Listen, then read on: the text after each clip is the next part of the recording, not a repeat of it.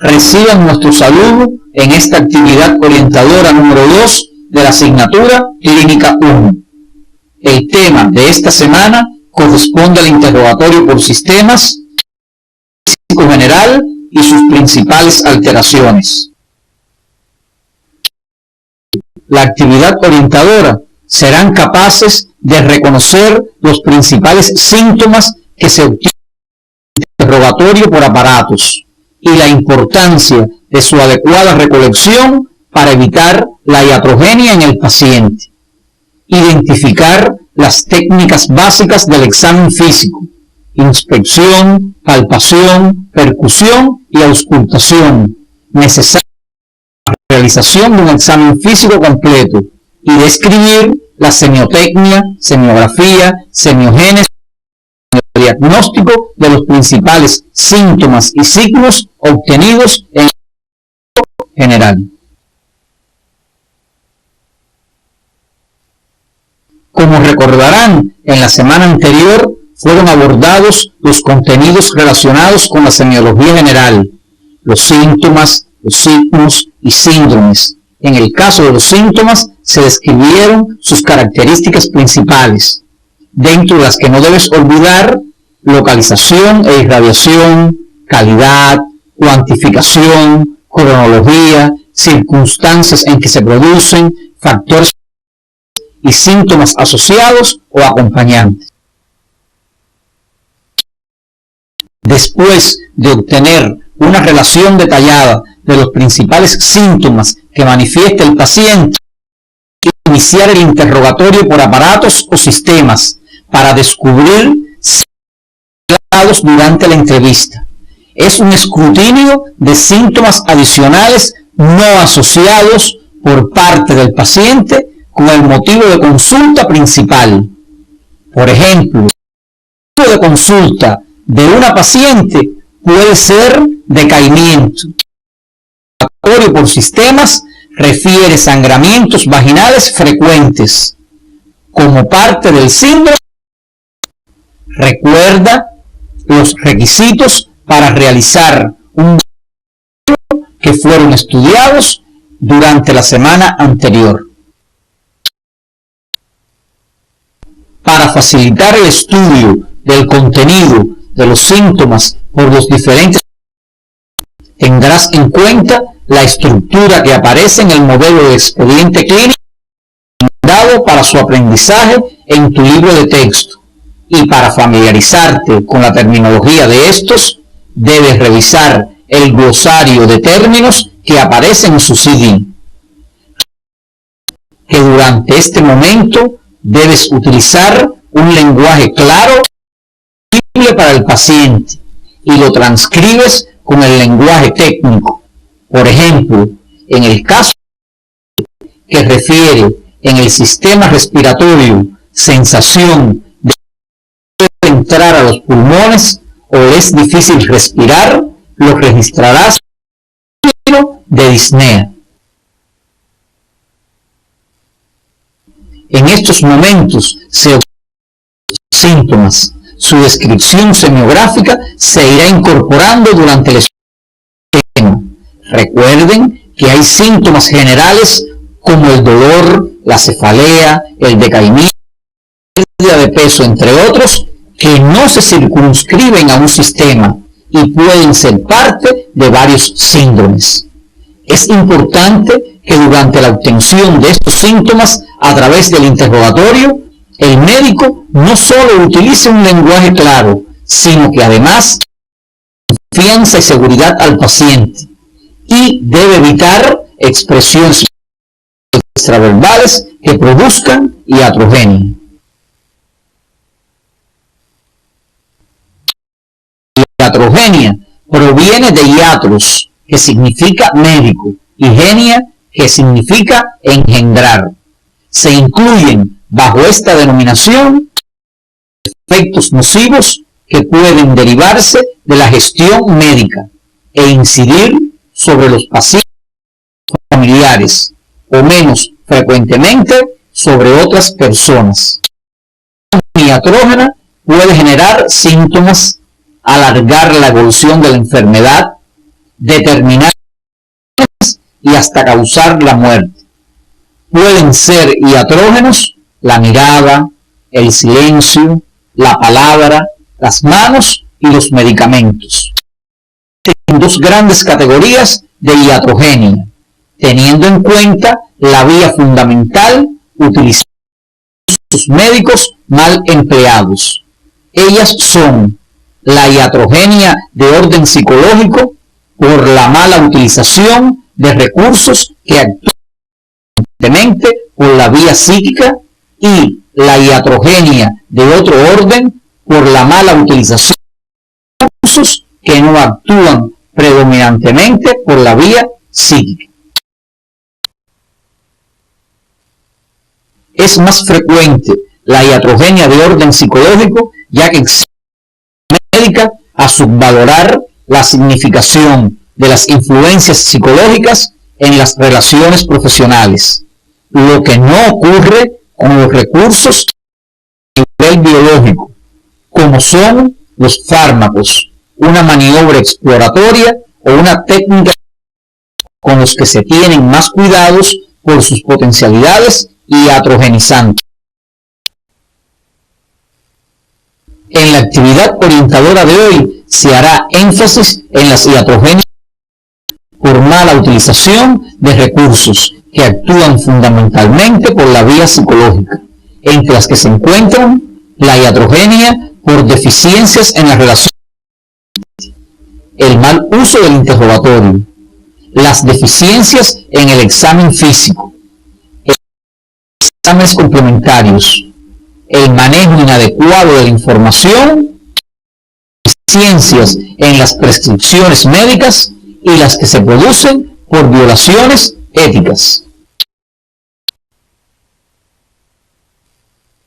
Las iatrogenias producidas por deficiencias en la relación médico-paciente suelen suceder por la subvaloración que hace el profesional de la importancia de este intercambio, por el desconocimiento de los factores que en ella tienen lugar y o por la inseguridad y angustia ante la enfermedad, motivo de consulta o ante situaciones humanas extraprofesionales que voluntariamente transmite a sus enfermos. Durante el interrogatorio se puede cometer cuando es deficiente por su brevedad y el paciente percibe manifestaciones, es indiscreto y el paciente aprecia que las preguntas tienen una relación clara con su problema, es inductor, se utilizan términos que el paciente no conoce, dificultades en la comunicación y por último, cuando el interrogatorio es una mala sistematización, lo que causa serias dudas relacionadas con la capacidad científica. El examen físico es un médico altamente valorado por los pacientes y puede producir daño por las mismas causas que el interrogatorio, por lo que el médico debe programar la exploración de su paciente, no solo sus necesidades diagnósticas, sino también las preocupaciones.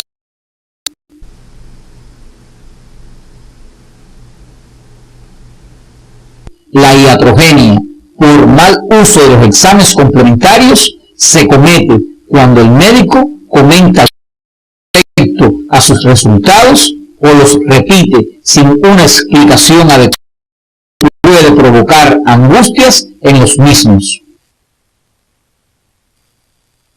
El mal uso es la causa más frecuente de iatrogenia y también la que ocasiona los efectos más nocivos entre todas las formas producidas por vía psicológica. Entre ellas tenemos la información omitida o insuficiente, la información excesiva, la información a otro nivel, la contradictoria, la información inconsistente y en la información médica. En estos tipos de iatrogenia y las que se deficiencias en las prescripciones médicas y la violación de la ética, deben profundizar en la bibliografía que aparece en el CD de la asignatura. A continuación, se relacionan algunas recomendaciones para evitar. Piense siempre en no hacer daño. Dé el valor que merece el establecimiento de una buena relación médico-paciente. Aprenda a situarse en el lugar del enfermo. Escrute las angustias del enfermo más allá de las que él comunique.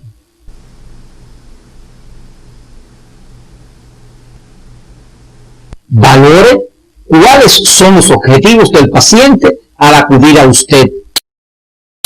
Cuidadosamente sus informaciones, pero no deje de darlas. Termine una entrevista sin contestarse esta pregunta: ¿he dado a este paciente lo que él esperaba de mí? Sus conflictos humanos, déjelos fuera de su centro de trabajo. Impida que se desplacen sobre quienes vienen a usted en busca de ayuda.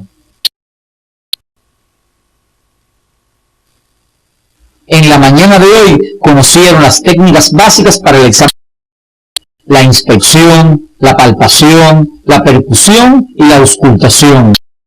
Encontrarás como métodos para la exploración de todos los sistemas. Iniciamos con el examen físico general, por lo que en estos momentos abordaremos el estudio de las principales alteraciones que se pueden encontrar durante la realización del mismo. Para su identificación, seguiremos didáctica que facilitará su comprensión, iniciando el mismo con los datos que se obtienen con la inspección. Como recordarán, la inspección es uno de los procedimientos clásicos de exploración clínica. En ella se emplea el sentido de la vista y distinguimos una inspección directa o inmediata y la mediata o instrumental, en la que nos auxiliamos con instrumentos. Este procedimiento se realiza entra en contacto con el médico. Los principales aspectos que se abordan a través de este procedimiento: actitud del paciente en el lecho y de pie, la marcha, hábitos de tipo, alteraciones de la piel, el tejido celular subcutáneo, la temperatura corporal, del peso y la talla.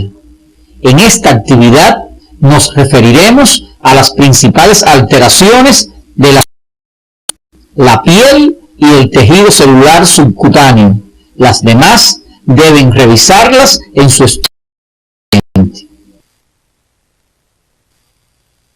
Para la inspección, recordaremos que la expresión facial o fisonómica es extraordinariamente rica en datos valiosos para el diagnóstico.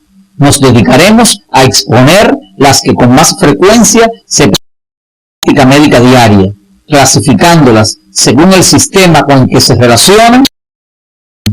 En el sistema respiratorio, la facies adenoidea; en el sistema cardiovascular, la facies; en el sistema renal, la facies renal o edematosa;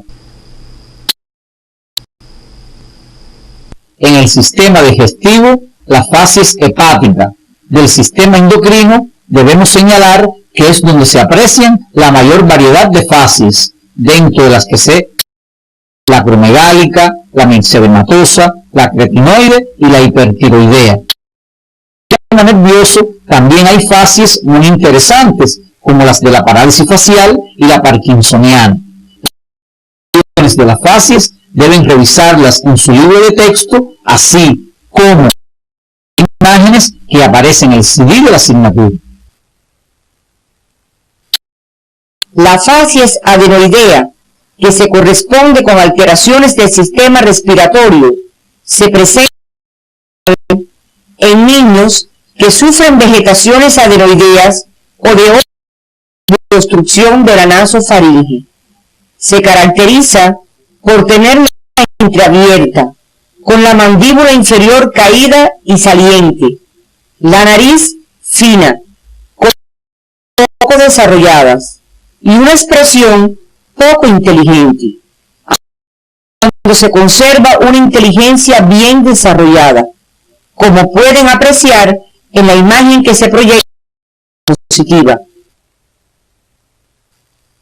La facies renal caracterizada por aumento de volumen de la cara, especialmente de los párpados, la piel, consecutiva al propio edema, lo que le da una apariencia redondeada, con estrechamiento de la cara debido al edema, lo que le confiere a la cara un aspecto muy parecido al chino. Se observan en las nefritis y las nefrosis. Dentro de las facies de los procesos digestivos, le presentamos la que se observan en las alteraciones hepáticas de evolución crónica. Se caracteriza por el brillo opajizo de la piel, en la que pueden observarse pequeños vasos en forma de araña, que se llaman arañas vasculares o telangiectasias aranoideas. Algunas veces en las mejillas se observan manchas oscuras pigmentarias. Sistema endocrino, donde las facies presentan una gran variedad, y dentro de estas las siguientes. Facies acromegálica. Se caracteriza por el considerable que alcanzan los huesos del cráneo y de la cara, el espesamiento de la bóveda craneal, notable aumento de las ganancias occipitales externas y frontales, gran desarrollo de los pómulos, las cigomáticas y especialmente del maxilar inferior, que se hace prognático. La nariz crece en anchura, con hipertrofia de la lengua. Este proceso se relaciona con hipersecreción de la hormona del crecimiento. Otra de las fases relacionadas con el sistema endocrino son la hipotiroidea. La apariencia es de apatía y estupor, seca y espesa, y los párpados abotagados, los volteados hacia afuera, la nariz ancha, las orejas gruesas, el pelo poco abundante y como ocurre en las cejas, lo que constituye el signo de la cola de las cejas. Se observa en el mixedema por déficit de la secreción tiroidea. La facie hipertiroidea es muy característica y de gran valor diagnóstico. Se observa en los casos de hiperfunción y se caracteriza por aspecto que adquiere la facie de susto, a la cual se los salientes, saltones, muy abiertos, con gran abertura de la hendidura palpebral y la ausencia casi de. Otras facies relacionadas con este sistema puedes revisarlas en la galería de imágenes del CD y en tu libro de texto. La facies de la parálisis facial es típica de algunas afecciones del sistema nervioso. Por desviación de la boca hacia el lado sano, con descenso de la comida y ausencia de los pliegues faciales en la mitad paralizada. La parálisis facial periférica se da de origen central al observar la imposibilidad de cerrar el ojo del lado enfermo por falta del descenso del párpado superior. Debes profundizar estos elementos de texto. Otro de los órganos que se inspeccionan en el examen físico es la piel, en la que se manifiestan lesiones en el curso de varias enfermedades, detectándose por este proceder cambios importantes, dentro de los que ocupan un lugar preponderante con su coloración, ya que las lesiones primarias y secundarias serán abordadas en el transcurso de otra asignatura, la dermatología o enfermedades de la piel. También se profundizará en el estudio independiente en las principales alteraciones de las faneras, que están por el pelo y las uñas. El está determinado por dos factores: de la coloración roja de la sangre que circula por las redes capilares y de la materia colorante negra o melanina que se encuentra en las células de la epidermis. en circunstancias patológicas se modifica por la cantidad y calidad de la sangre, por el número o calibre de los vasos sanguíneos, la cantidad o distribución o debido al depósito de diversos pigmentos, profundidades y otros factores en tu libro de texto. Las principales alteraciones del color de la piel que estudiaremos en la video de hoy se relacionan con o coloración azulada de la piel y las mucosas, que es producida por dos causas. Un primer grupo, producida por la presencia de hemoglobina reducida más de 5 gramos en sangre, y un segundo grupo, originadas por la presencia de derivados esenciales como son la metahemoglobina y la sulfohemoglobina. Las cianosis, originadas por el aumento de hemoglobina reducida, se producen por la presencia de la sangre en los tejidos durante un tiempo mayor al estar, con lo que aumenta su concentración en dióxido de carbono, como se observa en la capacidad del corazón para impulsar toda la sangre que le llega, como en el caso de la insuficiencia derecha. Otro puede ser por alteraciones locales por compresión de troncos venosos o deficiente drenaje de la circulación venosa de un territorio, producido por procesos inflamatorios o intrínsecos de la vena o cicatrizales vecinos.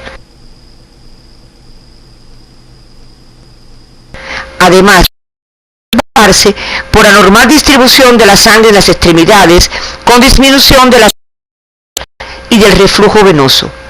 A esta cianosis se les denomina también de causa periférica.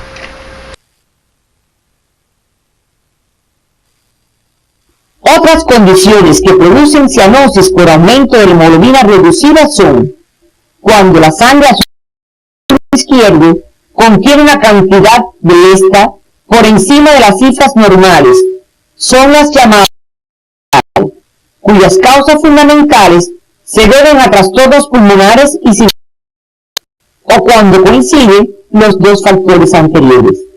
La explicación de estos mecanismos los puede consultar en su libro de texto. Por último, las cianosis están relacionadas con la presencia de un derivado estándar y se denominan cianosis tóxicas, cuya explicación debe revisarlas en su libro. Una vez referidos los principios que producen cianosis, pasaremos a describir la semiotecnia y semiografía de este signo, su intensidad, que puede ser ligera o intensa, y su coloración puede variar desde un azul claro, apenas perceptible, hasta un azul oscuro, casi negro. Su localización puede ser difuso o localizado. Se hace más evidente en algunos, como los labios, la nariz, las mejillas, los oculares, las manos y los pies, y en especial las extremidades de los dedos y el lecho unguial. No dejes de explorar la mucosa de los labios, de la lengua, de la bóveda palatina y de la faringe. La cianosis clavina se presenta en cara, cuello y extremidades superiores y es detectable en los casos de patologías del mediastino que comprimen la vena cava superior. Para confirmar o no la certeza de la cianosis, es necesario determinar su diagnóstico definitivo, que se basa en la comprobación del color azulado de la piel, mucosas y órganos internos, y de otras coloraciones similares de la piel. Puede ser comprobado presionando en el área sospechosa para vaciar la sangre. De reducirse o disminuir el signo, de persistir, disminuye la posibilidad de que sea cianosis. En ocasiones, Para confirmar este signo, se puede indicar la dosificación en sangre reducida o por la comprobación de la variedad anormal de la a través de la espectrofotometría. Por último, para determinar si la cianosis es central o periférica, debemos tener en cuenta que las cianosis son generalizadas y no se modifican por la elevación de la extremidad cianótica del nivel del corazón y la temperatura se mantiene, por lo que se dice que es a diferencia de las periféricas con características contrarias a. Para realizar el diagnóstico deben recordar los mecanismos fisiopatológicos que la producen, lo que les ayudará a identificar. La cianosis de causa tóxica se producen por la ingestión de sustancias como nitritos, cloratos, sulfonal, trional y las de causa periférica y central por alteraciones a nivel local o de los sistemas o cardiovascular, lo que deben revisar en su libro de texto. Teniendo en cuenta lo anterior, podemos afirmar que este signo puede constituir un signo de alarma o urgencia en afecciones agudas a enfermedades crónicas. De la coloración de la piel de importancia en la práctica médica lo constituye la coloración amarilla de líquidos orgánicos. Esto se debe la mayor parte de las veces al aumento de la bilirrubina circulante, a lo que se le denomina ictericia o síndrome ictérico. Otras coloraciones amarillas de la piel no relacionadas con el aumento de la bilirrubina se denominan pseudoictericia. Se producen las siguientes situaciones: la acumulación de carotenos por exceso en la dieta de los mismos, como ejemplos calabaza o auyama, zanahorias, entre otros, por ingestión en ocasiones del ácido pícrico con fines simuladores y durante la algunas enfermedades con derivados de la acridina. Ya conocen morfofisiología y morfofisiopatología que para la producción de la bilirrubina intervienen diferentes factores, por lo que les recomendamos revisen los fundamentos del metabolismo de esta sustancia para comprender con más facilidad las causas que originan el exceso de esta en el organismo. Para la exploración adecuada de este signo o semiotecnia utilizamos la. Para comprobarla se realiza compresión de la piel ictérica con un propio dedo pulgar, observando que la coloración persiste y hasta se hace más evidente en ocasiones. Hay tejidos que tienen gran avidez por la bilirrubina y es donde hay que buscar este signo, como son la piel, la esclerótica y las mucosas. Las válvulas del corazón constituyen un lugar de depósito de este pigmento, lo que se evidencia en los estudios anatomopatológicos. Uno de los aspectos más importantes en el estudio ictérico es el de la semiografía del ictero, para lo cual se deben tener en cuenta la intensidad, que puede ser variable, desde el color amarillo poco visible hasta el ictero franco. En ocasiones hay aumento de la bilirrubina en el suero y no se expresa en la coloración de la piel y las mucosas, lo que es ictero latente. Localización. Como se expresó anteriormente, existen ciertos tejidos que tienen por la bilirrubina, que serán exploradas con todo cuidado, como son eróticas, cara inferior de la lengua, bóveda palatina, principalmente velo del paladar, piel de la frente, de la región anterior del tórax y de los miembros superiores e inferiores.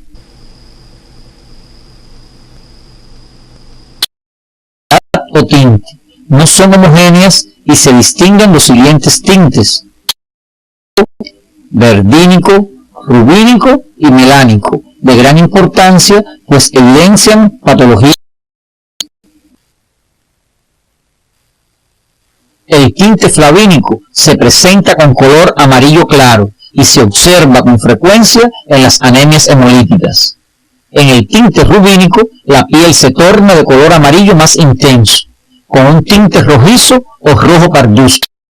Y esta una ictericia de causa hepatocelular, como se observa en la leptospirosis hemorrágica. El tinte verdínico se caracteriza por una coloración verdosa, más o menos franca o verde-amarilla, debido a la presencia de biliverdina, y se observa en las ictericias obstructivas. El íctero melánico, de tono casi negruzco, se presenta en las ictericias obstructivas de larga evolución, como se observa en el cáncer de páncreas. La ictericia se acompaña de otros síntomas, dentro de los cuales el prurito, entre los que afectan a la piel, que puede ser desde moderado, detectado por las huellas de rascado en la piel del enfermo. Su presencia no es constante y su intensidad es variable. En algunos casos se hace intolerable. Se percibe en los genitales, las axilas, el abdomen y las extremidades. En algunos casos puede observarse en el ángulo interno de los párpados superiores la presencia de una película redondeada, elíptica u ovalada, que recibe el nombre de... Otros síntomas asociados son de gran interés y sobre todo con el sistema digestivo, dentro de los que se señalan anorexia, repugnancia a ciertos alimentos, y la decoloración de las heces, conocida con el nombre de acolia. La orina de los pacientes con íctero presenta una coloración pardo clara u oscura, denominada. Otros síntomas acompañantes son los cardiovasculares. Deben mencionarse la bradicardia, la hipotensión arterial y en las hemorragias nasales, gingivales y subcutáneas. Finalmente, dentro de los síntomas del sistema nervioso pueden aparecer el insomnio y la astenia, y en algunos casos interesantes trastornos visuales como la dificultad para ver en la oscuridad y la visión amarilla.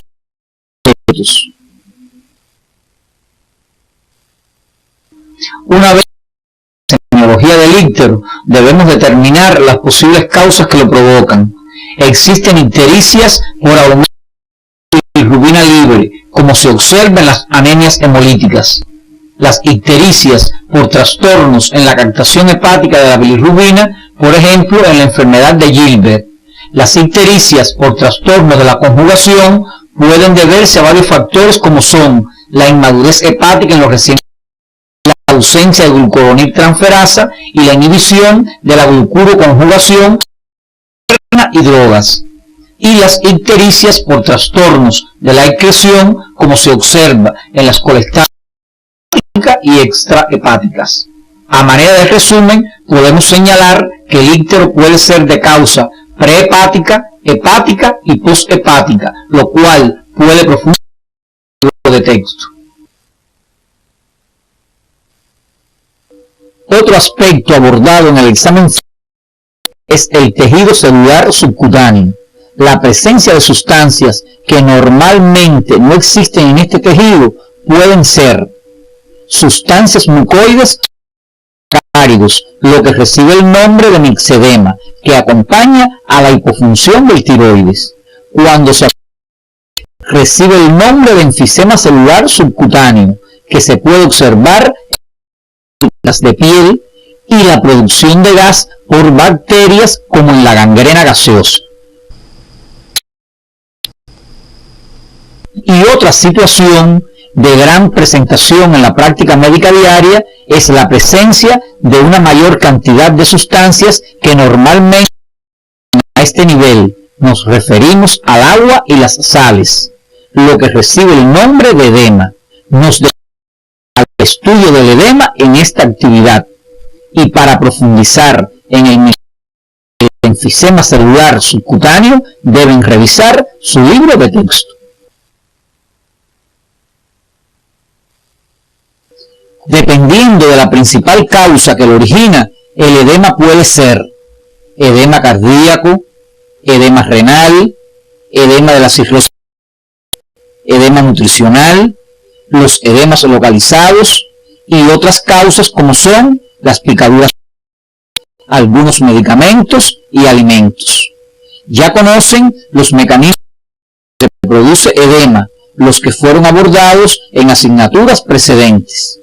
Los mecanismos específicos debes revisarlo en el libro de texto, pues estos contenidos serán abordados con mayor profundidad en el seminario de la semana. Además, revisar la galería de imágenes de semiología, donde aparece un esquema resumen de estos. Para el diagnóstico del edema es recordar que el mismo se hace visible cuando el aumento del líquido corporal es mayor de un 10% del peso corporal. Cuando este es visible, a la se manifiesta el caso o Godet, que es el más característico de los signos que la palpación nos ofrece en la exploración del tejido celular subcutáneo. Debes tener en cuenta los siguientes aspectos semiológicos a la impresión: las alteraciones morfológicas de la piel edematosa, el color de la piel, características especiales de la piel en la región edematosa. Los aspectos son de particular importancia para establecer el diagnóstico posible y deben ser revisados en su libro de texto. Para la inspección es necesario realizar la palpación de la región edematosa, su temperatura, su sensibilidad, la consistencia y su humedad. Son elementos importantes para determinar las causas que conducen a la producción y que deben revisar en su libro de texto. Para continuar el estudio del edema, debes tener en cuenta lugar y modo de aparición del mismo, su movilidad, la evolución, su duración y forma de ser.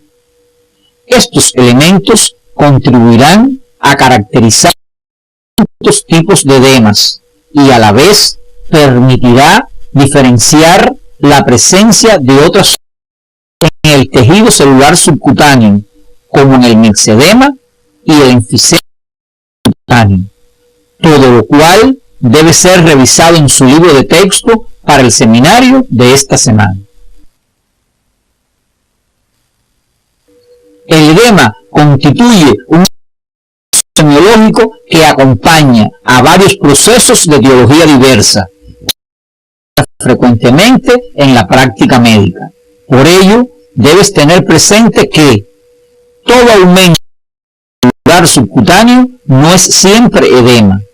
Cuando el aumento del líquido en los espacios intersticiales es mayor del 10%, lo podrás corroborar con la balanza, lo que permite seguir la evolución del paciente. El edema localizado se asocia frecuentemente a patologías venosas. La distribución corporal del edema en un paciente encamado varía en un paciente que deambula. La aparición del edema según el horario del día cobra valor semiodiagnóstico y algunos eventos externos se asocian a su aparición, como son las picaduras de insectos, la ingestión de algunos medicamentos. Una vez finalizada la actividad orientadora de hoy, arribamos a las siguientes conclusiones. El interrogatorio por sistemas permite al médico obtener síntomas de otras esferas que no fueron referidos por el durante la historia de la enfermedad actual. en el ejercicio, los errores en la comunicación y la violación de la ética son causados por la esquizofrenia, siendo la psicológica la que con más frecuencia se presenta. El médico debe educarse en seguir un orden riguroso del examen físico, desarrollando las habilidades de inspección, palpación, percusión y auscultación de todos los sistemas, para integrarlos posteriormente con los datos obtenidos del laboratorio. El examen físico general depende de la inspección y la palpación, a través de los cuales se obtienen diferentes signos como son la cianosis, la ictericia, el edema y las alteraciones de las facies, entre otras, que acompañan enfermedades agudas o crónicas. El estudio semiológico del edema es mejor para el diagnóstico, ya que éste acompaña a múltiples procesos y es muy frecuente en la práctica médica. La coloración amarilla de piel y mucosas no siempre se asocia a enfermedades hepáticas, y los síntomas acompañantes en ocasiones pueden delatar el síndrome. El interrogatorio general y por sistemas constituyen fundamentales para el esclarecimiento de los hallazgos obtenidos en el examen físico general. Durante la próxima actividad continuaremos con el examen físico regional. Se estudiarán importantes como la cabeza, el cuello y el abdomen, donde se encuentran órganos vitales para el resto de la vida.